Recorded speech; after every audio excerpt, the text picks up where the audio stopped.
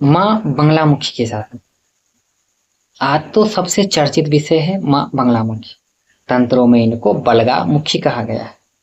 इनका शुद्ध उच्चारण है बलगा मुखी और अनेक तंत्रों में बंगलामुखी का भी उच्चारण है। इसलिए दोनों नामों में भेद ना करके आप किसी भी नाम का उच्चारण करने से उनका फल समान रूप से उपासकों को प्राप्त होता है।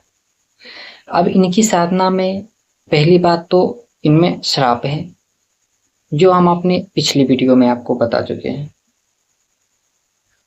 दूसरी बात, इनकी साधना में इनके जो संग चलने वाले गणेश हैं उनकी आराधना करना मत भूलिए।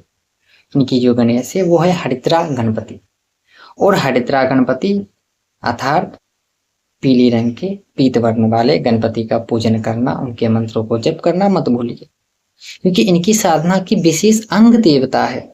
अंग का अर्थ होता है कि हमारा ये हाथ है।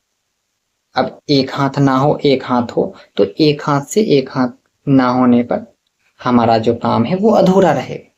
इसलिए अंग देवता की साधना अवश्य कीजिए। हो सके तो हरिद्रा गणपति के मंत्रों को 1000 या 10,000 अवश्य जप कीजिए, और साधना कालों में हरिद्रा गणपति का एक माला जप करके और फिर साधना कीजिए। इनका अद्भुत प्रभाव होगा। और जो गणेश मंत्रों को ना जप कर करते हैं उनके मंत्र का प्रभाव ही नहीं होता। फिर इनके संग में जो इनके भैरव है बटुक भैरव, बटुक भैरव में जो सबसे अद्भुत क्षमता है वो है शत्रु को स्तंभन करने। शत्रु आपको देखकर कांपने लगते हैं। ये बटुक भैरव की साधना का फल है, और बटुक भैरव और माँ बंगलामुखी की साधना का समान फल है, क्योंकि बटुक भैरव माँ बंगलामुखी के अंग भैरव है, अंग देवता है। इनकी भी उपासना करना मत भूलिए। और इनकी साधनाओं में आप जो इनकी विधि है उनके अनुरूप कीजिए। इसलिए कई साधक इस साधना में सफल नहीं हो पाते हैं, क्योंकि उचित मार्गदर्शन के ना मिलने पर कोई उचित ज्ञान नहीं देता। और तांत्रिक साधनाओं में बिना न्यास किए, बिना विनियोग किए, बिना अंग देवता की पूजा किए, बिना यंत्र की पूजा किए, आवरण पूजन के बिना पूरा तांत्रिक साधना का फल नहीं मिलता। क्योंकि तांत्रिक साधनाओं में अष्टमात्रिका, अष्टभैरव, इन सब का तो साधना करना ही है। इन सब का पूजन आवश्यक है, क्योंकि यही तो अंग देवता है जो हमारे अंगों में हमें वैसी सिद्धियां देते हैं। मारण, मोहन, उच्चाटन, वशीकरण, इन सभी सिद्धियों के जो देवता है, इनकी पूजन के बिना हमें इनसे सहायता कैसे मिलती।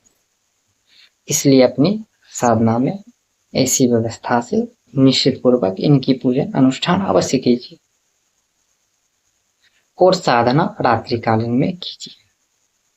और साधना में जितना हो सके अल्प भोजन कीजिए, तरल पदार्थ का सेवन कीजिए, साधना में अधिक दूध का सेवन कीजिए, तो साधना में प्रभाव होगा।